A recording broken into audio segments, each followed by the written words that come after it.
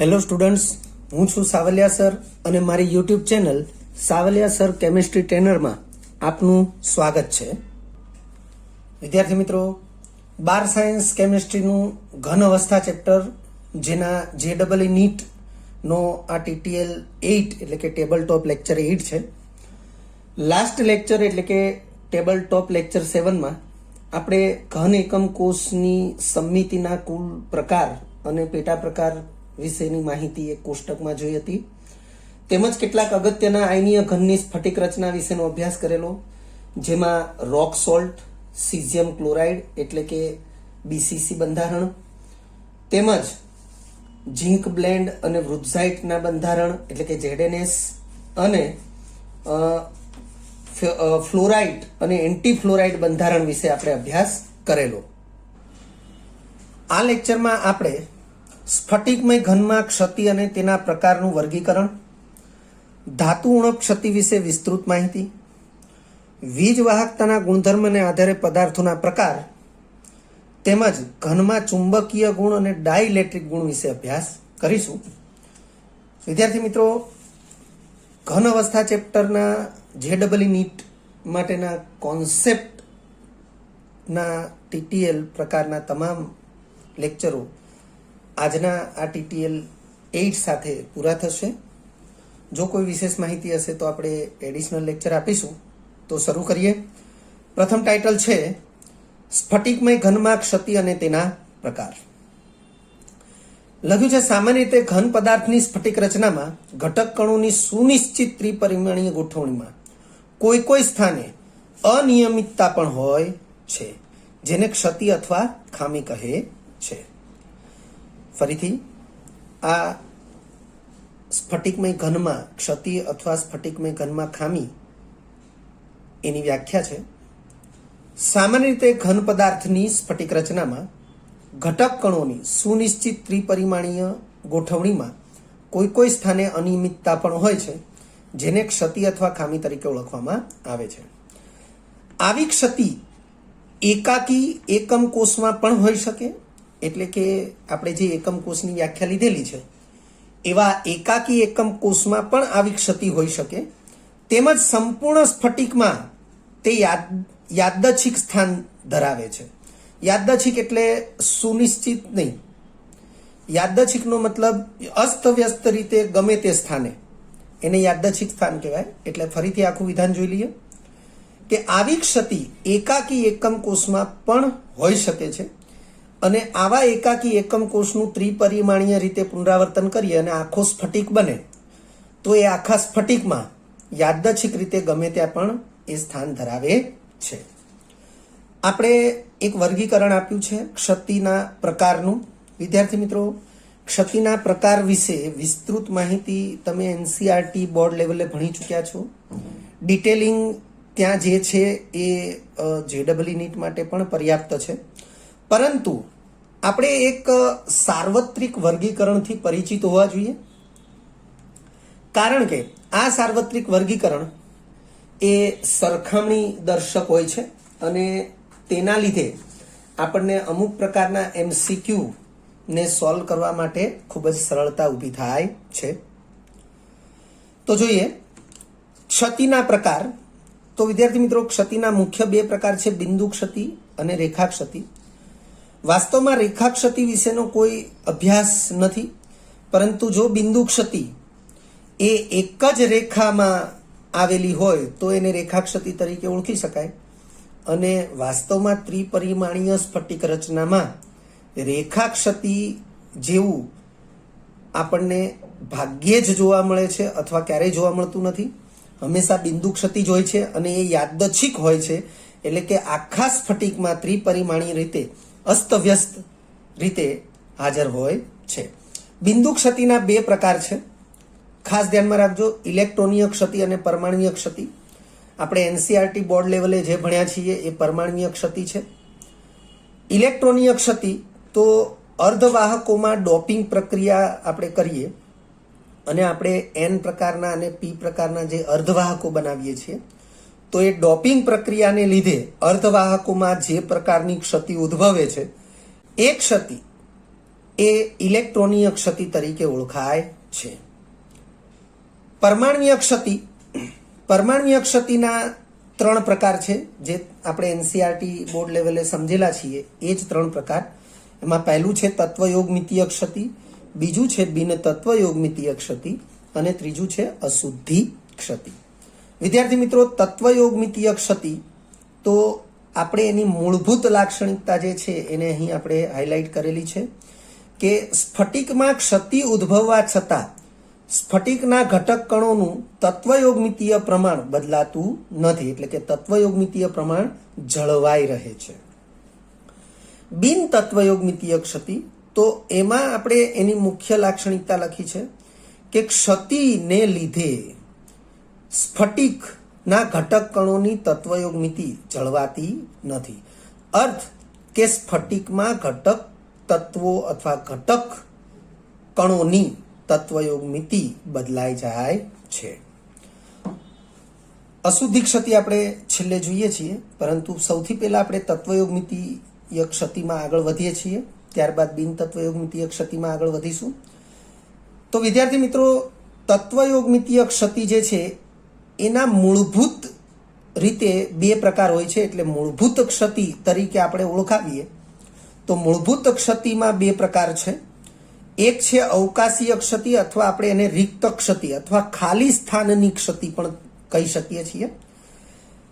રિક્ત ક્ષતિ અથવા અવકાશીય ક્ષતિમાં સ્ફટિકમાંના કેટલાક ઘટક કણો એ પોતાના સ્થાનને છોડી અને સ્ફટિકની બહાર નીકળી જાય છે, અને તેથી જે તે ઘટક કણોના સ્થાને ખાલી અવકાશ એટલે કે ખાલી જગ્યા છોડી જાય છે, અને તેથી તેને રિક્ત ક્ષતિ અથવા અવકાશીય ક્ષતિ કહે છે. વિદ્યાર્થી મિત્રો, આવી ક્ષતિને કારણે ઘનની ઘનતા ઘટે છે, એટલે કે સ્ફટિકની ઘનતા ઘટે છે. કારણ કે સ્ફટિકના કદમાં કોઈ ઘટાડો નથી થતો, પરંતુ એકમ કદ દીઠ ઘટક કણોની સંખ્યા ઓછી થવાને લીધે દળમાં ઘટાડો થાય છે. આપણે જાણીએ છીએ ઘનતા બરાબર દળ ભાગ્યા કદ. કદ અચળ રહે છે, પરંતુ ઘટક કણો એ સ્ફટિક છોડી જવાથી ઘટક કણોનું દળ ઓછું થશે, અને તેથી સ્ફટિકનું દળ ઓછું થશે. એટલે દળ ભાગ્યા કદ. કદ અચળ પરંતુ દળ ઘટે એટલે ઘનતા ઘટે છે. એટલે લખ્યું છે અવકાશીય ક્ષતિ અથવા રિક્ત ક્ષતિને કારણે ઘનતા ઘટે છે. આંતરાલીય ક્ષતિ તો આપણે જાણીએ છીએ કે સ્ફટિક રચનામાં આંતરાલીય ખાલી અવકાશ અથવા છિદ્રો હાજર હોય છે, અને એ છિદ્રોની અંદર એ વધારાના ઘટક કણો દાખલ થઈ જાય તો એને આંતરાલીય ક્ષતિ કહેવાય છે. અહીં પણ કદ અચળ રહે છે, પરંતુ આંતરાલીય છિદ્રોમાં વધારાના ઘટક કણો દાખલ થવાથી દળ વધે છે, અને તેથી ઘનતા વધે છે. વિદ્યાર્થી મિત્રો, આ પ્રકારની કોઈ પણ ક્ષતિ વિશેની માહિતી એ તમે જાણો જ છો. એનસીઆરટી બોર્ડ લેવલની જે માહિતી છે એ જ છે. આગળ વધીએ તો તત્વયોગમિતીય ક્ષતિમાં લાક્ષણિક ક્ષતિ. લાક્ષણિક ક્ષતિનો અર્થ થશે વાસ્તવિક રીતે કોઈ સ્ફટિકની અંદર જોવા મળતી ક્ષતિ. તો આ પ્રકારની જે ક્ષતિ છે એ સામાન્ય રીતે આયનીય ઘનમાં જોવા મળે છે. બિન તત્વયોગમિતીય પ્રકારની ક્ષતિ પણ સામાન્ય રીતે આયનીય ઘનમાં જોવા મળે છે. એટલે આપણે આયનીય ઘનમાં લાક્ષણિક ક્ષતિ કહીએ તો તત્વયોગમિતીય પ્રકારે લાક્ષણિક ક્ષતિ 2 પ્રકારની છે. એકનું નામ છે સોટકી ક્ષતિ અને બીજાનું નામ છે ફ્રેન્કલ ક્ષતિ. વિદ્યાર્થી મિત્રો, સોટકી ક્ષતિ તો આયન યુગ્મોની રિક્ત ક્ષતિ કહેવાય. અહીં આપણે જો યાદ કરીએ તો આપણને ખ્યાલ આવશે કે કોઈ પણ કારણસર સ્ફટિકમાંથી ધન આયન એ પોતાના સ્થાનને છોડીને સ્ફટિકની બહાર જતો રહે તો વીજ તટસ્થતા જાળવવા માટે ઋણ આયન પણ એ સ્ફટિકને છોડી જાય છે. આમ ફરજિયાત આયન યુગ્મો એ સ્ફટિક છોડી જાય છે, અને જે આયન યુગ્મ સ્ફટિક છોડી જાય છે એ આયન યુગ્મ એ પરસ્પર સમતુલ્ય વીજભારવાળા હોય છે, અને આના લીધે જ વીજ તટસ્થતા જળવાઈ રહે છે. પરંતુ અહીં આયન યુગ્મો એ સ્ફટિક છોડી જતા હોવાથી ઘનતા એ ઘટે છે. એટલે લખ્યું છે સ્ફટિકની ઘનતા ઘટે છે. બીજા નંબરે છે ફ્રેન્કલ ક્ષતિ. તો વિદ્યાર્થી મિત્રો, અહીં ધન આયનો એ ઋણ આયનોની સાપેક્ષે કદમાં ખૂબ જ નાના હોય ત્યારે આ પ્રકારની ક્ષતિ ઉદ્ભવી શકે છે. ઘટના આ પ્રકારની બને છે કે નાના કદના ધન આયનો એ આંતરાલીય ખાલી સ્થાનોમાં ખસી જાય એટલે મૂળ સ્થાન ખાલી થાય. ધન આયનનું મૂળ સ્થાન ખાલી થાય એટલે મૂળ સ્થાને રિક્ત ક્ષતિ, અને આંતરાલીય સ્થાનમાં એ આંતરાલીય ક્ષતિ તરીકે ઓળખાય છે. એટલે ફ્રેન્કલ ક્ષતિને આ પ્રકારે મૂળ સ્થાને રિક્ત ક્ષતિ, નવા સ્થાને આંતરાલીય ક્ષતિ તરીકે પણ ઓળખાવી શકાય છે. અહીં ઘનતા અચળ રહે છે કારણ કે એકમ કદ દીઠ ધન આયન એ સ્ફટિક છોડી જતા નથી, ફક્ત પોતાના સ્થાનથી વિચલિત થાય છે. એટલે એકમ કદ દીઠ ઘટક આયનોની સંખ્યામાં કોઈ બદલાવ આવતો નથી. એટલે વજનમાં એટલે કે દળમાં પણ કોઈ બદલાવ આવશે નહીં. અને દળમાં કોઈ બદલાવ નહીં આવે એટલે દળ અપોન કદ એટલે દળ ભાગ્યા કદ આ ગુણોત્તર એટલે કે ઘનતા અચળ રહે છે. એટલે અહીં લખ્યું છે કે ફ્રેન્કલ ક્ષતિને કારણે ઘનતા અચળ રહે છે. બિન તત્વયોગમિતીય ક્ષતિ, એમાં સૌથી પહેલી છે ધાતુ વધારો ક્ષતિ. વિદ્યાર્થી મિત્રો, ધાતુ વધારો ક્ષતિ બે પ્રકારે છે. એક છે એનાયન અવકાશને લીધે ધાતુ વધારો ક્ષતિ.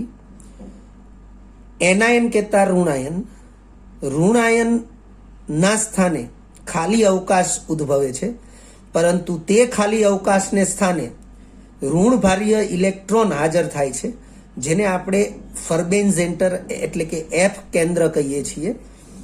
અને એ જે ક્ષતિ છે એને આપણે ઋણ આયન એટલે કે એનાયન અવકાશને લીધે ધાતુ વધારો ક્ષતિ કહીએ છીએ. તે એક પ્રકારની ઇલેક્ટ્રોનીય ક્ષતિ પણ છે. તમે જોઈ શકો છો વિદ્યાર્થી મિત્રો, ઇલેક્ટ્રોનીય ક્ષતિ એ બિંદુ ક્ષતિનો એક પ્રકાર છે. તો આ જે એનાયન અવકાશને લીધે ધાતુ વધારો ક્ષતિ છે તેને એક પ્રકારની ઇલેક્ટ્રોનીય ક્ષતિ પણ કહી શકાય, કારણ કે ઋણ આયનનો અવકાશ છે એમાં ફક્ત ઇલેક્ટ્રોન હાજર હોય છે, અને આવો એકાકી અથવા છૂટો ઇલેક્ટ્રોન એ કોઈ અવકાશની અંદર હાજર હોય અથવા સ્ફટિકની અંદર હાજર હોય તો આપણે એને ઇલેક્ટ્રોનીય ક્ષતિ તરીકે પણ ઓળખી શકીએ છીએ. ત્યારબાદ છે આંતરાલીય સ્થાને વધારાના ધન આયનને લીધે ધાતુ વધારો ક્ષતિ. મુખ્ય બિન તત્વયોગમિતીય ક્ષતિનો બીજો એક પ્રકાર ધાતુ ઉણપ ક્ષતિ. વિદ્યાર્થી મિત્રો, ધાતુ ઉણપ ક્ષતિ એ ખૂબ જ અગત્યનો ટોપિક અને એમસીક્યુમાં ગણતરી પૂછી શકાય. ગણતરી માટે જે એમસીક્યુ પૂછાતા હોય છે એમાં આ ધાતુ ઉણપ ક્ષતિના એમસીક્યુ પૂછાતા હોય છે, જેમાં ધન આયન અવકાશને લીધે ધાતુ વધારો ક્ષતિ એના એમસીક્યુ મુખ્ય હોય છે. આપણે ડિટેલમાં આના પછીના ટોપિકમાં એને સમજાવીશું. બીજા નંબરે છે આંતરાલીય સ્થાને વધારાના ઋણ આયનને લીધે ધાતુ વધારો ક્ષતિ, ધાતુ ઉણપ ક્ષતિ. ફરીથી પહેલું છે ધન આયન અવકાશને લીધે ધાતુ ઉણપ ક્ષતિ, અને બીજું છે આંતરાલીય સ્થાને વધારાના ઋણ આયનને લીધે ધાતુ ઉણપ ક્ષતિ. ત્રીજા નંબરે છે વિસ્થાપનની ક્ષતિ. વિદ્યાર્થી મિત્રો, વિસ્થાપનની ક્ષતિ માટે અહીં સૌથી પહેલું જે વિધાન લખ્યું છે ખૂબ જ અગત્યનું, ખાસ ધ્યાનમાં રાખજો. લખ્યું છે વિસ્થાપનની ક્ષતિ એ મિશ્ર ધાતુ બનવા માટેની ક્ષતિ છે. વ્યવહારમાં શુદ્ધ ધાતુની સાપેક્ષે મિશ્ર ધાતુ અને તેમાંથી બનાવેલા સાધનોનો ઉપયોગ સવિશેષ જોવા મળે છે. તો આવી મિશ્ર ધાતુ બનવા માટે વિસ્થાપનની ક્ષતિ એ અગત્યની છે. બીજા નંબરે લખ્યું છે બે ભિન્ન ધાતુઓની સ્ફટિક રચનાઓ એકબીજાના પરમાણુઓનું સ્થાન વિસ્થાપન કરે છે, અને તેના લીધે જે ક્ષતિ ઉદ્ભવે છે એ વિસ્થાપનની ક્ષતિ છે. શબ્દોને ફરીથી ધ્યાનમાં રાખી લો. બે ભિન્ન ધાતુઓની સ્ફટિક રચનાઓ એકબીજાના પરમાણુઓનું સ્થાન વિસ્થાપન કરે છે, એટલે કે એકબીજાના પરમાણુઓને એકબીજાની સ્ફટિક રચનામાં એ યાદચ્છિક રીતે સ્થાન આપે છે, અને આ પ્રકારે જે ક્ષતિ ઉદ્ભવે છે એને વિસ્થાપનની ક્ષતિ કહે છે. ત્યાર પછી છે અશુદ્ધિ ક્ષતિ. અશુદ્ધિ ક્ષતિના ઉદાહરણોથી આપણે પરિચિત છીએ. પિગલિત NaCl છે એમાં SrCl2 થોડી માત્રામાં ઉમેરવામાં આવે અને પછી એ પિગલિત NaCl ને ઠંડુ થવા દેવામાં આવે તો 2 Na+ સ્થાને એક Sr+2 આયન ગોઠવાશે, એટલે કે એક Na+ ના સ્થાને એક Sr+2 ગોઠવાશે અને એક Na+ નું સ્થાન ખાલી રહેશે. આ પ્રકારે NaCl ના સ્ફટિકમાં SrCl2 એટલે વાસ્તવમાં Cl- આયનો એ કોમન છે, એટલે Cl- આયનો દ્વારા જે ક્લોઝ પેક રચના બનશે એ એની એ જ બનશે, ફક્ત Na+ ના સ્થાને Sr+2 આવશે એટલે અશુદ્ધિ ક્ષતિમાં Na+ ના સ્થાને Sr+2 ની અશુદ્ધિ એવું ગણવામાં આવશે. એ જ રીતે પિગલિત AgCl માં CdCl2 ઉમેરવામાં આવે ત્યારે Ag+ ના સ્થાને Cd+2 ની અશુદ્ધિ, એ પ્રકારે તેને અશુદ્ધિ ક્ષતિ તરીકે ઓળખવામાં આવશે. ક્ષતિ વિશે આપણે કેટલીક બાબતોને યાદ રાખવી જરૂરી છે, એટલે અહીં લખ્યું છે યાદ રાખો. એમાં પહેલું જ લખ્યું છે, આયનીય ઘનમાં ક્ષતિ ઉદ્ભવવા છતાં વીજ તટસ્થતા જળવાઈ રહે છે. એટલે કે આયનીય ઘનમાં ગમે તેવી ક્ષતિ ઉદ્ભવે, ચાહે એ તત્વયોગમિતીય ક્ષતિ હોય, બિન તત્વયોગમિતીય ક્ષતિ હોય, અશુદ્ધિ ક્ષતિ હોય, કોઈ પણ પ્રકારની ક્ષતિ ઉદ્ભવે, તેમ છતાં તેમાં વીજ તટસ્થતા જળવાય જ છે અથવા જળવાઈ રહે છે. બીજા નંબરે લખ્યું છે, સ્ફટિકમય ઘનમાં ક્ષતિને લીધે કેટલાક અનિચ્છનીય ગુણધર્મો દાખલ થાય છે. એટલે કે આપણે ઈચ્છતા ન હોઈએ એવા ગુણધર્મો દાખલ પણ થાય છે, તો એનાથી વિરુદ્ધ કેટલાક ઈચ્છનીય ગુણધર્મો વિકસાવી પણ શકાય છે. એટલે લખ્યું છે, તેનાથી વિરુદ્ધ ક્ષતિને લીધે સ્ફટિકમાં કેટલાક ઈચ્છિત ગુણધર્મો પણ દાખલ થાય છે અથવા ઈચ્છનીય ગુણધર્મોને વિકસાવી પણ શકાય છે. ત્યારબાદ લખ્યું છે, સ્ફટિકમાં ક્ષતિ હંમેશા યાદચ્છિક સ્થાને જ હોય છે. યાદચ્છિક સ્થાનનો મતલબ સુનિશ્ચિત સ્થાન નથી.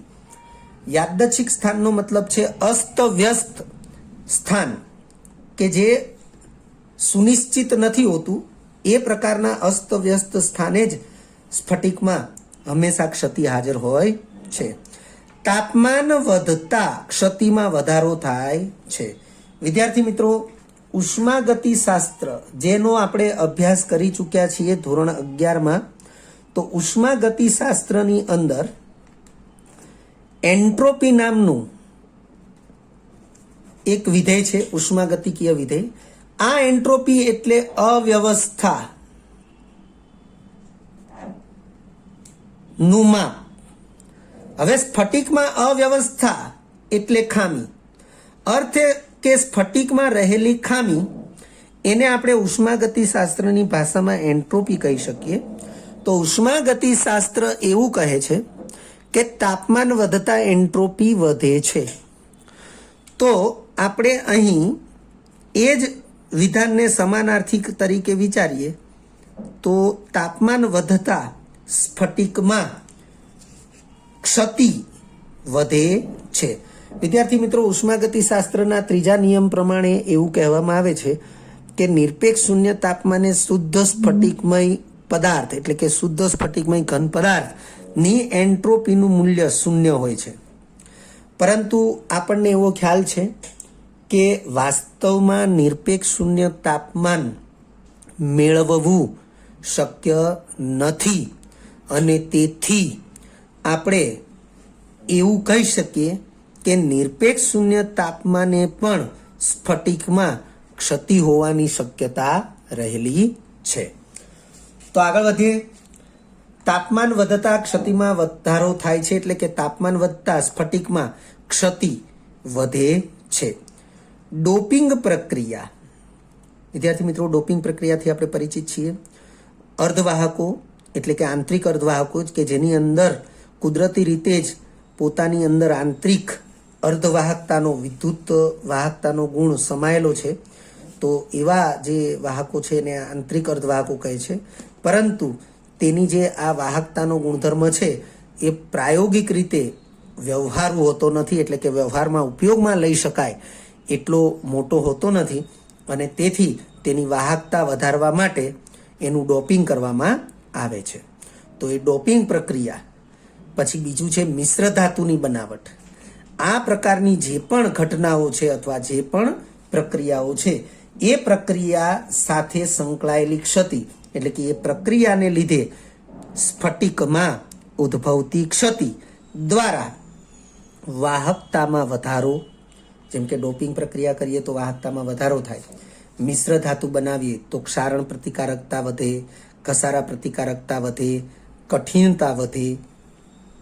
તો આ બધા જે ઈચ્છનીય ગુણધર્મો જે છે લખ્યું છે વગેરે જેવા ઈચ્છિત ગુણધર્મોને વિકસાવી શકાય છે. એટલે આખું વિધાન ફરીથી: ડોપિંગ પ્રક્રિયા, મિશ્ર ધાતુની બનાવટ વગેરે ઘટનાઓ સાથે સંકળાયેલી ક્ષતિ દ્વારા વાહકતામાં વધારો, ક્ષારણ પ્રતિકારકતા, ઘસારા પ્રતિકારકતા, કઠિનતા વગેરે જેવા ઈચ્છિત ગુણધર્મોને વિકસાવી શકાય છે. ત્યારબાદ આપણે એક સ્ટાર કરીને સ્પેશિયલી ધન આયન અવકાશને લીધે ધાતુ ઉણપ ક્ષતિ જે છે એના વિશે વધારે ડિટેલિંગ આપણે આપીએ છીએ.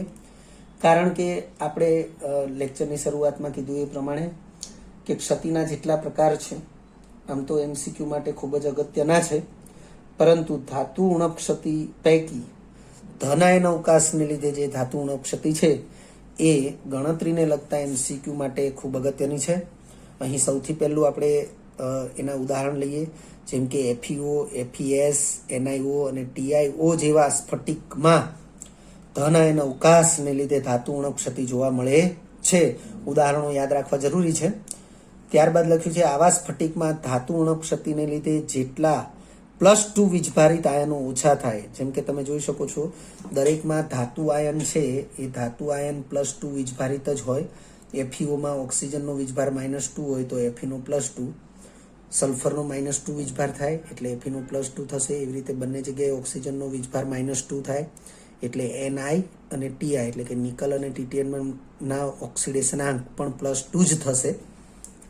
એટલે લખ્યું છે ધાતુ ઉણપ ક્ષતિને લીધે સ્ફટિકમાં થી +2 વીજભારિત ધાતુ આયનો ઓછા થાય, તેનાથી બમણી સંખ્યાના +3 વીજભારિત ધાતુ આયનો સ્ફટિકમાં હાજર હોય છે. કારણ કે જો એવું થશે તો અને તો જ વીજ તટસ્થતા જળવાશે. એટલે લખ્યું છે જેથી વીજ તટસ્થતા જળવાઈ રહે છે.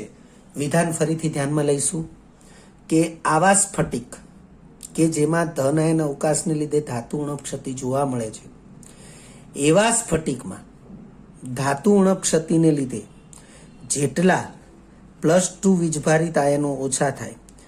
વિદ્યાર્થી મિત્રો, અહીં આપણે સમજવા ખાતર જ આવું લખ્યું છે, બાકી આયનો ઓછા નથી થતા. જે તે ધાતુ આયનો એ તટસ્થ ધાતુ પરમાણુ તરીકે જ ઓછા થાય છે. પણ અહીં આપણે જે લખાણ લખ્યું છે એ આગળ જતા સ્પષ્ટ થઈ જશે. એટલે લખ્યું છે કે જેટલા +2 વીજભારિત આયનો ઓછા થાય તેનાથી બમણી સંખ્યાના +3 વીજભારિત ધન આયનો એ સ્ફટિકમાં હાજર થાય છે. વિદ્યાર્થી મિત્રો, ખૂબ જ મહત્વનું અને ખૂબ જ અગત્યનું વિધાન છે, એટલે ખાસ યાદ રાખી લેજો. ધન આયન અવકાશને લીધે ધાતુ ઉણપ ક્ષતિમાં જે પણ દાખલાઓની ગણતરી આવશે એના માટે આ વિધાન એ મોસ્ટ એન્ડ મોસ્ટ MP વિધાન છે. જેટલા +2 વીજભારિત આયનો ઓછા થાય તેનાથી બમણી સંખ્યાના +3 વીજભારિત ધાતુ આયનો સ્ફટિકમાં હાજર થાય અને તેથી વીજ તટસ્થતા જળવાઈ રહે છે. દાખલા તરીકે FeOમાં આપણે આમાંથી એક પદાર્થ લીધો FeO. FeOમાં ધાતુ ઉણપ ક્ષતિને લીધે તત્વયોગ મિતિ બદલાઈને Fe 0.95 થાય છે. હવે આ જે બાબત છે એને નીચે મુજબ સમજાવી શકાય છે. ખૂબ જ ધ્યાનથી સમજી લેજો વિદ્યાર્થી મિત્રો. જો ક્યાંક તમે બેધ્યાન થશો તો અમુક બાબતો છટકી જશે, અને એવું થાય તો ફરીથી આ વિડીયો લેક્ચરને રિવાઇઝ કરી લેજો. ફરીથી FeOમાં ધાતુ ઉણપ ક્ષતિને લીધે તત્વયોગ મિતિ બદલાઈને Fe 0.95 થાય છે, જેને નીચે મુજબ સમજાવી શકાય. હવે Fe 0.95 એટલે વાસ્તવમાં 0.95 ને કેન્સલ કરીએ તો 95 લખાય, તો આ 1 છે તો એને 100 લખાય એટલે Fe 95 O 100 થશે. હવે વાસ્તવમાં FeO હતું એટલે Fe1O1 તો આપણે Fe100O100 એવું હતું. પરંતુ ધાતુ ઉણપ ક્ષતિ છે તો ધાતુ ઉણપ ક્ષતિને લીધે 5 Fe ઓછા થઈ ગયા. હોવા જોઈએ 100 Fe, 5 Fe ઓછા થઈ ગયા. તો લખ્યું છે એટલે કે ક્ષતિને લીધે, ધાતુ ઉણપ ક્ષતિને લીધે 5 Fe ઓછા થયા એટલે કે સ્ફટિક છોડી ગયા. એટલે આ 5 Fe જે છે એ સ્ફટિક છોડીને જતા રહ્યા અને તો જ શું થશે? ધાતુ ઉણપ ક્ષતિ ઉદ્ભવશે. એટલે ફરીથી આખું વિધાન કે Fe 0.95O જેને આપણે Fe95O100 લખી શકીએ, જે વાસ્તવમાં FeO હતું, એટલે કે Fe100O100 હતું. એટલે કે 100 Fe ને બદલે 95 Fe છે એટલે 5 Fe એ ધાતુ ઉણપ ક્ષતિને લીધે એ સ્ફટિક છોડી ગયા. અહીં સ્ફટિકમાં FeO હતું, O-2 વીજભાર હોય તો Fe+2 વીજભાર હોય. એટલે લખ્યું છે અહીં સ્ફટિકમાં Fe2+ આયન સ્વરૂપે, એટલે કે ધન ભારિત આયન સ્વરૂપે રહેલો Fe તટસ્થ પરમાણુ સ્વરૂપે દૂર થાય છે. એટલે કે +2 આયન તરીકે દૂર થતો નથી, પરંતુ એ તટસ્થ પરમાણુ તરીકે દૂર થાય છે. એટલે સ્ફટિકમાં હતો ત્યારે Fe+2 આયન હતો, પણ સ્ફટિક છોડી ગયો ત્યારે એ તટસ્થ પરમાણુ સ્વરૂપે છોડીને જાય છે. તો હવે Fe+2 માંથી તટસ્થ Fe બનવા માટે 2 ઇલેક્ટ્રોનની જરૂર પડે. એટલે પ્રક્રિયા આ પ્રકારની થશે કે Fe+2 આયન સ્ફટિકમાં હતો, 2 ઇલેક્ટ્રોન એને સ્ફટિકમાંથી ક્યાંકથી મળી ગયા. ક્યાંથી મળ્યા એ હમણાં આપણે ચેક કરી લઈએ, જોઈ લઈએ. પરંતુ એ તટસ્થ Fe બન્યો એટલે એ સ્ફટિક છોડીને ગયો. જો એ તટસ્થ Fe બનતો નથી તો એને સ્ફટિક છોડીને જવા મળતું નથી. હવે કેટલા? 5 Fe એ સ્ફટિક છોડી જાય છે. 5 Fe સ્ફટિક છોડી જતા હોય એનો મતલબ 5 Fe+2 આયનો ઇલેક્ટ્રોન મેળવશે. એટલે લખ્યું છે પરંતુ 5 Fe દૂર થતા હોવાથી આને 5 વડે ગુણીએ તો આને પણ 5 વડે ગુણાશે. તો આ 5 Fe તટસ્થ બન્યા જે સ્ફટિક છોડીને જાય છે. તો આ 10 ઇલેક્ટ્રોન આવ્યા ક્યાંથી? પહેલો પ્રશ્ન આ થશે કે Fe+2 આયનો સ્ફટિકમાં હતા, Fe તટસ્થ બન્યા, એ સ્ફટિક છોડીને ગયા. પણ આ પ્રક્રિયા થવા માટેના જે 10 ઇલેક્ટ્રોન છે એ ક્યાંથી આવ્યા? તો લખ્યું છે આ પ્રક્રિયા માટે જરૂરી ઇલેક્ટ્રોન નીચેની પ્રક્રિયાથી મળશે. તો 5 Fe+2 પ્રક્રિયામાં ભાગ લે છે. તો સ્ફટિકની અંદર તો 100 Fe છે, તો એ જે 100 છે એમાંથી 10 Fe+2 જે છે એ પોતે Fe+3માં રૂપાંતર થાય એટલે 10 ઇલેક્ટ્રોન મુક્ત થશે અને એ જે 10 ઇલેક્ટ્રોન છે એ આ પ્રક્રિયામાં વપરાશે. તો એનો અર્થ એવો થયો કે 5 Fe+2નું તટસ્થ Feમાં રૂપાંતર થયું અને એ થવા માટે 10 ઇલેક્ટ્રોનની જરૂર હતી. તો સ્ફટિકમાં જે બાકી 95, જે 5 Fe તો દૂર થઈ ગયા, તો બાકી રહ્યા 95 Fe, એમાંથી 10 Fe+2 જે છે એનું રૂપાંતર Fe+3માં થયું. તો અર્થ એવો થયો કે આપણે જે વિધાન અહીંયા જોયું હતું કે ધાતુ ઉણપ ક્ષતિને લીધે જેટલા +2 વીજભારિત આયનો ઓછા થાય, એટલે કે અહીંયા Fe+2 વીજભારિત Fe કેટલા ઓછા થયા? તો 5 ઓછા થયા. તો તેનાથી બમણી સંખ્યાના +3 વીજભારિત ધાતુ આયનો સ્ફટિકમાં હાજર હોય છે. તો તમે જોઈ શકો છો કે +3 વીજભારિત Fe+3 આયનો એ કેટલા છે? 10 છે. 5 છોડી ગયા તો 10 હાજર થયા. ધારો કે 6 છોડીને જતા હોત તો આ 12 થાત, 4 છોડીને જતા હોત તો આ 8 થાત. એટલે આ વિધાન તમે ધ્યાનથી જોઈ લો. અહીંયા એ જ પ્રક્રિયા આપણને આ વિધાનની સમજૂતી આપે છે.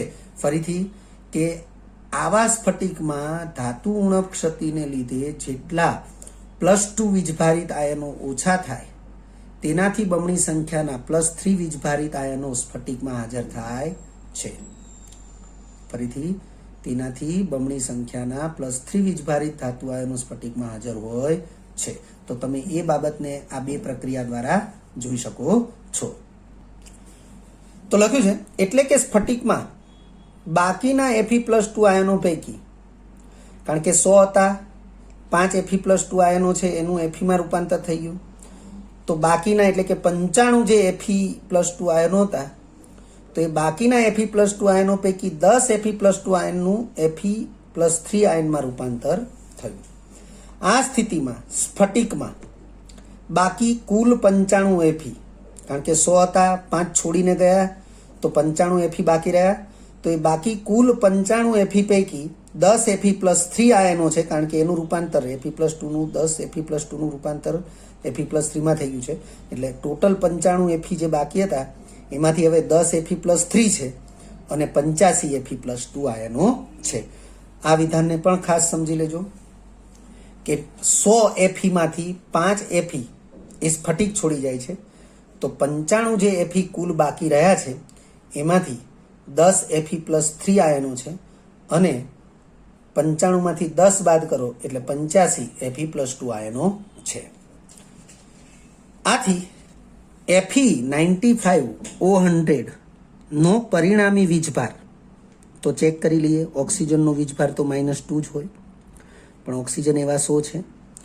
95 જે છે એમાંથી Fe પ્લસ 3 10 છે અને Fe પ્લસ 2 85 છે, તો 10 વખત Fe પ્લસ 3નો વીજભાર વત્તા 85 વખત Fe પ્લસ 2નો વીજભાર વત્તા 100 વખત O-2નો વીજભાર. તો આ પ્રકારે થશે. બરાબર કરીને 10 ગુણ્યા પ્લસ 3 વત્તા 85 ગુણ્યા પ્લસ 2 વત્તા 100 ગુણ્યા -2, તો પ્લસ 30 પ્લસ 170 માઇનસ 200, તો જવાબ આવશે 0 0. અર્થ કે વીજભાર, પરિણામી વીજભાર 0 છે. આમ ધાતુ ઉણપ ક્ષતિ થવા છતાં વીજ તટસ્થતા જળવાઈ રહે છે. ત્યારબાદ છે જો ધાતુ આયનોનું, એટલે કે આ સ્ફટિકમાં ધાતુ ઉણપ ક્ષતિ હાજર થઈ ગઈ અને ત્યારબાદ તેનું બંધારણ Fe95O100 અથવા Fe0.95O થયું, તો એવી જે સ્ફટિક રચના છે એમાં ધાતુ આયનોનું ટકાવાર પ્રમાણ આપણે વિચારવું હોય તો આ પ્રકારે વિચારી શકાય. નંબર 1 કે 95 એફી જે વધ્યા છે એ 95 એફીમાં 85 એફી પ્લસ 2 છે, તો 100ના આધારે આપણે મૂલ્ય મેળવીએ તો એ ટકાવાર પ્રમાણ ગણાશે. તો 95 એફીમાં 85 એફી પ્લસ 2, તો 100 એફીમાં કેટલા? તો એ જે જવાબ આવશે એ ધાતુ ઉણપ ક્ષતિ બાદ સ્ફટિકમાં Fe પ્લસ 2નું ટકાવાર પ્રમાણ ગણાશે. તો લખ્યું છે માટે Fe2 પ્લસના ટકા બરાબર 85 ગુણ્યા 100 ભાગ્યા 95, જેનો જવાબ આવશે 89.47%. બીજા નંબરે 95 એફીમાં 10 એફી પ્લસ 3 છે, તમે જોઈ શકો છો. તો 95 એફીમાં 10 એફી પ્લસ 3, તો 100 એફીમાં કેટલા? તો ઉપર મુજબની જ ગણતરી ત્રિરાશિ. તો Fe3 પ્લસના ટકા બરાબર 10 ગુણ્યા 100 ભાગ્યા 95, એટલે કે 1000 ભાગ્યા 95, તો જવાબ આવશે 10.53. ધારો કે આવી ગણતરી નથી કરવી તો Fe2 પ્લસના જે ટકા છે એને 100માંથી બાદ કરી દઈએ. લખ્યું છે અથવા Fe3 પ્લસના ટકા બરાબર 100માંથી આ 89.47 બાદ કરીએ, જવાબ આવશે 10.53%. તો એ Fe3 પ્લસના ટકા છે. ત્યારબાદ છે સ્ફટિકમય ઘનના વીજ વાહક ગુણને આધારે પ્રકાર. વિદ્યાર્થી મિત્રો, આનાથી પણ તમે પરિચિત થયેલા છો. આપણે સ્ફટિક બંધારણમાં પટ સિદ્ધાંત જે છે એ પટ સિદ્ધાંતને આધારે આની સમજૂતી પણ આપવામાં આવેલી જ છે.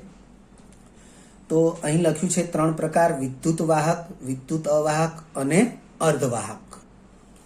ફરીથી મુખ્ય 3 પ્રકારોને જોઈ લઈએ.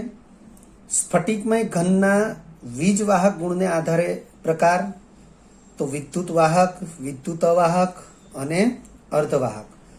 તો વિદ્યાર્થી મિત્રો, જે પ્રાથમિક માહિતી છે જે ધ્યાનમાં રાખવી જ જોઈએ એ બાબતોને મેં અહીં સરખામણીની રીતે લખેલી છે. તો તમે ધ્યાનથી જોઈ લો. 3 બાબતો અથવા 3 પ્રકાર માટે જે તે બાબતોને આપણે એકસાથે જોઈશું. જેમ કે વિદ્યુત વાહક પદાર્થો છે એમાં શક્તિ ગેપનું મૂલ્ય ખૂબ ઓછું હોય. શક્તિ ગેપનું મૂલ્ય એટલે સંયોજકતા પટ અને વાહકતા પટની ઉર્જાનો તફાવત, એને શક્તિ ગેપ કહેવાય. તો એ મૂલ્ય ખૂબ ઓછું હોવું એનો મતલબ કે વાહકતા પટ અને સંયોજકતા પટ એ એકબીજાને કાં તો સ્પર્શેલા હોય અથવા ખૂબ જ નજીકના અંતરે હોય છે અને તેથી શક્તિ ગેપનું મૂલ્ય ખૂબ જ ઓછું હોય છે. ઉદાહરણમાં ધાતુઓ આપણે લખ્યું છે અને શક્તિ ગેપનું મૂલ્ય ખૂબ ઓછું હોય, અર્થ કે સંયોજકતા પટ અને વાહકતા પટ ખૂબ જ નજીકમાં હોય એટલે સંયોજકતા પટના ઇલેક્ટ્રોન એ વાહકતા પટમાં સરળતાથી પ્રવેશી શકે છે અને વિદ્યુત વાહકતા દર્શાવી શકે છે. અહીં વિદ્યુત અવાહક પદાર્થની અંદર આપણે લખ્યું છે શક્તિ ગેપનું મૂલ્ય ખૂબ વધુ છે અને એ ખૂબ વધુ છે અને તેથી ઊંચી ઉર્જા આપીએ તેમ છતાં સંયોજકતા પટના ઇલેક્ટ્રોન વાહકતા પટમાં પ્રવેશી શકતા નથી અને તેથી વિદ્યુતનું વહન થઈ શકતું નથી. જેના ઉદાહરણમાં આપણે હીરો લખ્યું છે. વિદ્યાર્થી મિત્રો, ધાતુઓ એ પણ સ્ફટિકમય ઘન પદાર્થ છે, હીરો પણ સ્ફટિકમય ઘન પદાર્થ છે અને અહીંયા અર્ધવાહક તરીકે આપણે સિલિકોન, જર્મેનિયમ એ જે બધા ઉદાહરણો છે એ પણ સ્ફટિકમય ઘન પદાર્થ છે. અહીં લખ્યું છે અર્ધવાહકમાં શક્તિ ગેપનું મૂલ્ય મધ્ય વિસ્તારનું, અર્થ કે વિદ્યુત અવાહકની સાપેક્ષે અર્ધવાહકોના શક્તિ ગેપનું મૂલ્ય ઘણું ઓછું હોય છે, પરંતુ વિદ્યુત વાહકોની સાપેક્ષે અર્ધવાહકોમાં શક્તિ ગેપનું મૂલ્ય વધારે હોય છે. પરંતુ અહીં જે મધ્ય વિસ્તારનું શક્તિ ગેપનું મૂલ્ય છે એ આ પ્રકારનું તો છે જ. એટલે કે કયા પ્રકારનું? તો લખ્યું છે કે સહેજ ઊંચી ઉર્જા મળે. દાખલા તરીકે સૂર્યપ્રકાશની ઉર્જા મળે તો એ સહેજ ઊંચી ઉર્જા કહેવાય. તો લખ્યું છે સહેજ ઊંચી ઉર્જા મેળવીને સંયોજકતા પટના ઇલેક્ટ્રોન એ વાહકતા પટમાં પ્રવેશી શકે છે અને એમ થવાથી વિદ્યુતનું વહન દર્શાવી શકે છે. અને તેથી જ વિદ્યાર્થી મિત્રો આપણે જાણીએ છીએ કે સિલિકોનનો ઉપયોગ એ સોલર સેલ એટલે કે સૌર કોષ બનાવવામાં થાય છે. વાસ્તવમાં એ સિલિકોન જે છે એ ડોપિંગ કરેલો સિલિકોન હોય છે, પરંતુ એ સિલિકોન એ અર્ધવાહક છે જેનો ઉપયોગ એ આપણે સૌર કોષ બનાવવામાં કરીએ છીએ અને સૂર્ય ઉર્જાથી આપણે વિદ્યુત ઉર્જા મેળવી શકીએ છીએ. વાહકતાના મૂલ્યો અહીં સાપેક્ષીય રીતે દર્શાવેલા છે. લખ્યું છે કે વિદ્યુત વાહક પદાર્થ જે છે એમાં વાહકતાનું મૂલ્ય સામાન્ય રીતે અહીં જે આપ્યો છે વિસ્તાર એ ચુસ્તપણે આને વળગી જ રહે એવું જરૂરી નથી. આ લગભગ અથવા સામાન્ય વિસ્તાર આપેલો છે કે 10⁴ થી 10⁷ સિમેન્સ પ્રતિ મીટર. વિદ્યાર્થી મિત્રો, સિમેન્સ એટલે ઓહમ ઇન્વર્સ આપણે એવું જાણીએ છીએ અથવા એને મોહ પણ કહેવાય. ચેપ્ટર 3 વિદ્યુત રસાયણની અંદર આની ચર્ચા છે વાહકતાના એકમોની. વાસ્તવમાં આ વિશિષ્ટ વાહકતાનો એકમ છે, પરંતુ IUPAC એ વિશિષ્ટ વાહકતાને જ વાહકતા તરીકે ગણવી એવું નિર્દેશન કરેલું છે. તો વાહકતાનું મૂલ્ય એ 10⁴ થી 10⁷ સિમેન્સ પ્રતિ મીટરના ગાળામાં હોય છે. એવી રીતે વિદ્યુત અવાહક પદાર્થો છે એની વાહકતાનું મૂલ્ય એ 10⁻20 થી 10⁻10 સિમેન્સ પ્રતિ મીટરના ગાળામાં હોય છે, જ્યારે વિદ્યુત અર્ધવાહકોની વાહકતાનું મૂલ્ય એ 10⁻6 થી 10⁴ સિમેન્સ પ્રતિ મીટરના ગાળામાં હોય છે. ત્યારબાદનું ટાઇટલ છે ઘનના ચુંબકીય ગુણધર્મો. તો વિદ્યાર્થી મિત્રો, ઘનના 5 પ્રકારના ચુંબકીય ગુણધર્મો છે. આમ તો ચુંબકીય ગુણધર્મની વ્યાખ્યા શું થશે? ચુંબકીય ગુણધર્મ, તો પદાર્થનો ચુંબકીય ગુણધર્મ એની વ્યાખ્યાના શબ્દો આવા થશે કે બાહ્ય ચુંબકીય ક્ષેત્ર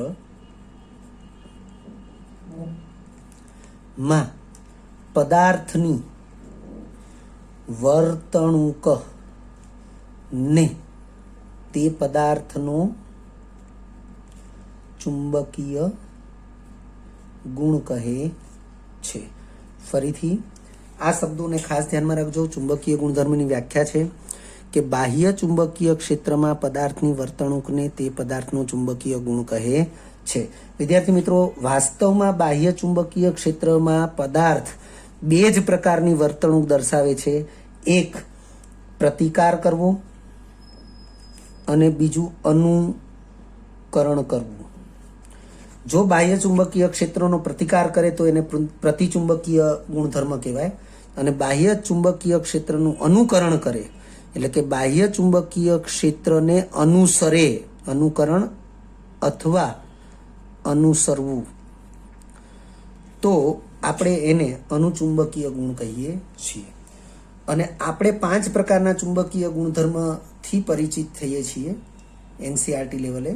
તો એમાં બાકીના જે 3 છે એ છે ફેરોમેગ્નેટિક, એન્ટી ફેરોમેગ્નેટિક અને ફેરીમેગ્નેટિક. તો વિદ્યાર્થી મિત્રો, એક સ્પષ્ટતા હું કરી દઈશ કે સામાન્ય તાપમાને અથવા સામાન્ય કરતાં ઊંચા તાપમાને આ જે બાકીના 3 પ્રકાર છે એ અનુચુંબકીય ગુણધર્મના જ 3 પેટા પ્રકાર છે: ફેરોમેગ્નેટિક, એન્ટી ફેરોમેગ્નેટિક અને ફેરીમેગ્નેટિક, જેને ગુજરાતીમાં ફેરોમેગ્નેટિક એટલે લોહ ચુંબકીય પદાર્થો, એન્ટી ફેરોમેગ્નેટિક એટલે પ્રતિલોહ ચુંબકીય પદાર્થો અને ફેરીમેગ્નેટિક એટલે અર્ધ લોહ ચુંબકીય પદાર્થો. વિદ્યાર્થી મિત્રો, અહીં આપણે ઉદાહરણ આપ્યા છે અને બાકીની જે ડિટેલ છે એ ડિટેલ એનસીઆરટી બુક લેવલે જે છે એ જ છે. આપણે આ ઉપરાંત કંઈક આવી બાબતથી પણ પરિચિત છીએ કે કોઈ પણ સ્ફટિકમય ઘન પદાર્થ છે એની અંદરના ઇલેક્ટ્રોન એ કાયમી ચુંબકીય દ્વિધ્રુવો.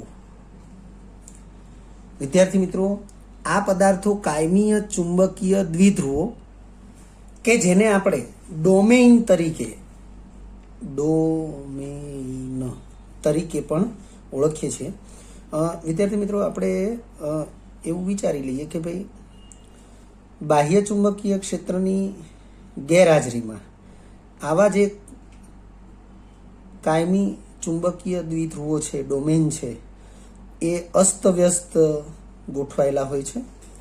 પરંતુ જેવું બાહ્ય ચુંબકીય ક્ષેત્ર એ લાગુ પડે છે કે તરત જ આ કાયમી ચુંબકીય દ્વિધ્રુવો જે છે એ બાહ્ય ચુંબકીય ક્ષેત્રની હાજરીમાં 3 વિવિધ પ્રકારની ગોઠવણી દર્શાવે અને 3 વિવિધ પ્રકારની ગોઠવણીના અનુરૂપ એને ફેરોમેગ્નેટિક, એન્ટી ફેરોમેગ્નેટિક અને ફેરીમેગ્નેટિક પદાર્થો તરીકે ઓળખવામાં આવે. જો ફેરોમેગ્નેટિક છે તો કાયમી ચુંબકીય દ્વિધ્રુવો જે છે એ બધા જ કોઈ ચોક્કસ દિશામાં એ ગોઠવાશે. આ પ્રકારે તમે જોઈ શકો છો, જેની ચુંબકીય દ્વિધ્રુવ ચાકમાત્રા સૌથી મહત્તમ હોય છે અને એ બાહ્ય ચુંબકત્વને એ લાંબા સમય સુધી અથવા તો એ કાયમી ધોરણે ધારણ કરી શકે છે, એટલે એ લોહ ચુંબકીય પદાર્થો છે.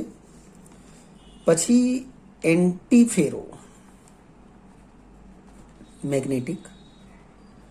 તો એન્ટી ફેરોમેગ્નેટિક જે છે એની અંદર આવા જે કાયમી ચુંબકીય દ્વિધ્રુવો છે એ એકબીજાથી વિરુદ્ધ દિશામાં સમાન સંખ્યામાં ગોઠવાય છે, એટલે પરિણામી ચુંબકીય ચાકમાત્રાનું મૂલ્ય 0 થાય છે. કોઈ એક દિશામાં 50% ડોમેઇન ગોઠવાયા, એનાથી વિરુદ્ધ દિશામાં બાકીના 50% ગોઠવાયા, એટલે દ્વિધ્રુવ ચાકમાત્રાનું મૂલ્ય 0 થાય છે. ચુંબકીય ગ્રાહ્યતા એટલે કે બાહ્ય ચુંબકત્વને ધારણ કરવાની જે શક્તિ અથવા તીવ્રતા છે એ પણ 0 છે. ત્રીજા નંબરે છે ફેરીમેગ્નેટિક. ફેરીમેગ્નેટિકને આપણે અર્ધલોહ ચુંબકીય પણ કહી શકીએ છીએ. ફેરીમેગ્નેટિકની અંદર તમામ ડોમેઇન પૈકી અમુક એ કોઈ એક દિશામાં ગોઠવાયેલા હશે, તો બાકીના એનાથી વિરુદ્ધ દિશામાં ગોઠવાયેલા હશે, પરંતુ એકબીજાથી વિરુદ્ધ ગોઠવાયેલાની સંખ્યા સમાન હોતી નથી. તેથી પરિણામી ચુંબકીય ચાકમાત્રા 0 થતી નથી. તમે જોઈ શકો છો, કોઈ એક દિશામાં ગોઠવાયેલા જે છે એની સાપેક્ષે એનાથી વિરુદ્ધ દિશામાં ગોઠવાયેલા ડોમેઇનની સંખ્યા ઓછી છે, એટલે બંને વિરુદ્ધ દિશાના ડોમેઇનની સંખ્યા સમાન નથી, એટલે પરિણામી ચુંબકીય ચાકમાત્રા 0 થશે નહીં. એટલે એમાં જે ચુંબકીય અથવા અનુચુંબકીય ગુણ હશે એ ફેરોમેગ્નેટિક કરતાં ઓછો, પરંતુ એન્ટી ફેરોમેગ્નેટિક કરતાં વધુ હશે, એટલે આપણે એને ફેરીમેગ્નેટિક પદાર્થો કહીશું. વિદ્યાર્થી મિત્રો, અહીં આપણે એક બાબતની ચર્ચા કરી છે કે પદાર્થના પ્રતિચુંબકીય ગુણ માટે લારમોર ભ્રમણ નામની ઘટના જવાબદાર છે. લારમોર નામના વૈજ્ઞાનિકે પદાર્થના પ્રતિચુંબકીય ગુણ માટે આ ઘટનાનો અભ્યાસ કર્યો હતો અને એના પરથી એને લારમોર ભ્રમણ કહેવામાં આવે છે. વિદ્યાર્થી મિત્રો, આપણે એવું જાણીએ છીએ કે પદાર્થની કક્ષકો એ યુગ્મિત ઇલેક્ટ્રોન ઉપરાંત જો અયુગ્મિત ઇલેક્ટ્રોન પણ ધરાવતી હોય તો એમાં અનુચુંબકીય ગુણ હશે, પરંતુ જો પદાર્થની કક્ષકોમાં એક પણ અયુગ્મિત ઇલેક્ટ્રોન નહીં હોય, બધા જ યુગ્મિત ઇલેક્ટ્રોન હશે તો એ પ્રતિચુંબકીય ગુણ ધરાવશે. આગળ વધીએ. યાદ રાખો કરીને આપણે અમુક બાબતોની સ્પષ્ટતા કરેલી છે ચુંબકીય ગુણધર્મોના સંદર્ભમાં, કે સામાન્ય રીતે સામાન્ય તાપમાન કે તેથી ઊંચા તાપમાને ફેરોમેગ્નેટિક, એન્ટીફેરોમેગ્નેટિક અને ફેરીમેગ્નેટિક પદાર્થો એ અનુચુંબકત્વના ગુણ દર્શાવે છે. એટલે આપણે શરૂઆતમાં જ કીધું કે વાસ્તવમાં અનુચુંબકીય ગુણધર્મોના જ આ 3 પેટા પ્રકાર કહી શકાય. ઊંચા તાપમાને સામાન્ય રીતે એક જ પ્રકારના ભ્રમણની દિશાને લીધે આવું બને છે. એટલે લખ્યું છે કે આ 3 પ્રકાર ફેરોમેગ્નેટિક, એન્ટીફેરોમેગ્નેટિક અને ફેરીમેગ્નેટિક, આ 3 પ્રકાર એ અનુચુંબકીય પદાર્થોના જ પેટા પ્રકાર કહી શકાય. અને એવું શા માટે? તો ઊંચા તાપમાને, એટલે કે સામાન્ય કરતાં ઊંચા તાપમાને એક જ પ્રકારના ભ્રમણની દિશાને લીધે આવું બનતું હોય છે. ત્યાર પછીનું વિધાન છે લોહચુંબકીય, એટલે કે ફેરોમેગ્નેટિક પદાર્થ કોઈ ચોક્કસ તાપમાનથી ઊંચા તાપમાને લોહ ચુંબકત્વનો ગુણધર્મ ગુમાવે છે. આવા તાપમાનને ક્યુરી તાપમાન કહે છે. વિદ્યાર્થી મિત્રો, આપણે એવું યાદ રાખીશું કે જો કોઈ પદાર્થ એને આપણે કૃત્રિમ ચુંબક બનાવવો છે, જેમ કે એફી લોખંડનો ટુકડો છે, એને આપણે કૃત્રિમ ચુંબક બનાવવો છે, તો બાહ્ય ચુંબકીય ક્ષેત્રમાં અથવા તો ચુંબકના સંપર્કમાં એને લાંબો સમય રાખવો પડે, અથવા ચુંબકના કોઈ એક ધ્રુવ સાથે એને ચોક્કસ દિશામાં જ એને પ્રસાર કરવો પડે. તો અને તો જ એ કાયમી ચુંબકત્વ ધારણ કરશે, એટલે કે કૃત્રિમ ચુંબક બનશે. પરંતુ આ રીતે બનેલા ચુંબક એને ગરમ કરવામાં આવે અથવા એને કોઈ સપાટી સાથે પછાડવામાં આવે તો એ પોતાના ચુંબકત્વને ગુમાવી શકે છે. તો અહીં આપણે તાપમાનના સંદર્ભમાં એ બાબતને સ્પષ્ટ કર્યું છે કે લોહ ચુંબકીય, એટલે કે ફેરોમેગ્નેટિક પદાર્થ કોઈ ચોક્કસ તાપમાનથી ઊંચા તાપમાને લોહ ચુંબકત્વનો ગુણધર્મ ગુમાવે છે. આવા તાપમાનને ક્યુરી તાપમાન કહે છે. હવે ઘન પદાર્થનો, એટલે કે સ્ફટિકમય ઘન પદાર્થનો ડાઇલેક્ટ્રિક ગુણધર્મ છે. અહીં આપણે જે માહિતી મેળવીશું એ પણ આપણે ખૂબ જ અગત્યની છે, ધ્યાનમાં રાખવા જેવી છે, પરંતુ માહિતી છે એટલે આપણે ખાસ ધ્યાનમાં રાખીશું. લખ્યું છે સૌથી પહેલું કે બાહ્ય વિદ્યુત ક્ષેત્ર લાગુ પાડતા મૂળ સ્ફટિકમાં વીજભાર સ્થાનાંતરનો ગુણધર્મ ઉદ્ભવે છે, જેને સ્ફટિકનો ડાઇલેક્ટ્રિક ગુણધર્મ કહે છે. ફરીથી, બાહ્ય વિદ્યુત ક્ષેત્ર લાગુ પાડતા મૂળ સ્ફટિકમાં વીજભાર સ્થાનાંતરનો ગુણધર્મ ઉદ્ભવે છે, જેને સ્ફટિકનો ડાઇલેક્ટ્રિક ગુણધર્મ કહે છે. વિદ્યાર્થી મિત્રો, જો સ્ફટિક એ ધાતુ સ્ફટિક છે તો એ ધાતુ સ્ફટિકમાં ધાતુ પરમાણુની બાહ્યતમ કક્ષા પૈકી જે ઇલેક્ટ્રોન એ વિસ્થાનીકૃત ઇલેક્ટ્રોન છે તે ઇલેક્ટ્રોન એ આવા વિદ્યુતીય ગુણધર્મ માટે, એટલે કે વીજભાર સ્થાનાંતર માટે એ જવાબદાર રહેશે. એટલે લખ્યું છે બાહ્ય વિદ્યુત ક્ષેત્ર લાગુ પાડતા મૂળ સ્ફટિકમાં વીજભાર સ્થાનાંતરનો ગુણ ઉદ્ભવે છે, જેને સ્ફટિકનો ડાઇલેક્ટ્રિક ગુણધર્મ કહે છે. ત્યાર પછી છે ચોક્કસ દ્વિધ્રુવ ચાકમાત્રા ધરાવતા સ્ફટિક પર બાહ્ય વીજ દબાણ લાગુ પાડવાથી અમુક પ્રકારનો વીજ પ્રવાહ ઉદ્ભવે છે, જેને પીઝો ઇલેક્ટ્રિસિટી કહે છે. ફરીથી, ચોક્કસ દ્વિધ્રુવ ચાકમાત્રા ધરાવતા સ્ફટિક પર બાહ્ય વીજ દબાણ લાગુ પાડવાથી એક પ્રકારનો વીજ પ્રવાહ ઉદ્ભવે છે, જેને પીઝો ઇલેક્ટ્રિસિટી કહે છે. વિદ્યાર્થી મિત્રો, જ્યાં સુધી બાહ્ય વીજ દબાણ લાગુ પડશે નહીં અને એ બાહ્ય વીજ દબાણનું ચોક્કસ મૂલ્ય કે તેથી વધારે વીજ દબાણ લાગુ પડશે નહીં, ત્યાં સુધી આ પ્રકારનો વીજ પ્રવાહ ઉદ્ભવતો નથી, જેને આપણે પીઝો ઇલેક્ટ્રિસિટી કહી શકીએ છીએ. ઉષ્માને કારણે સ્ફટિકમાં વિરુદ્ધ વિદ્યુતીય ભાર ઉદ્ભવે છે, જેને પાયરો ઇલેક્ટ્રિસિટી કહે છે. ફરીથી, ઉષ્માને કારણે સ્ફટિકમાં વિરુદ્ધ વિદ્યુતીય ભાર ઉદ્ભવે છે, જેને પાયરો ઇલેક્ટ્રિસિટી કહે છે.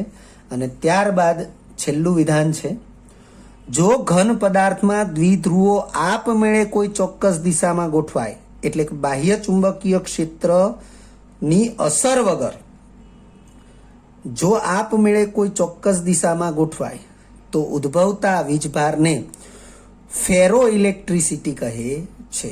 ફરીથી ધ્યાનમાં લઈએ, જો ઘન પદાર્થમાં દ્વિધ્રુવો આપમેળે કોઈ ચોક્કસ દિશામાં ગોઠવાય તો ઉદ્ભવતા વીજભારને ફેરો ઇલેક્ટ્રિસિટી કહે છે. વિદ્યાર્થી મિત્રો, આ સાથે ઘન અવસ્થા ચેપ્ટરમાં JEE નીટ લેવલની લગભગ શક્ય તમામ માહિતી આપણે પૂર્ણ કરીએ છીએ. અને તેમ છતાં હું કહું છું દરેક વખતે કે કોઈ પણ ચેપ્ટર માટે JEE નીટ લેવલની માહિતીનો કોઈ અંત નથી.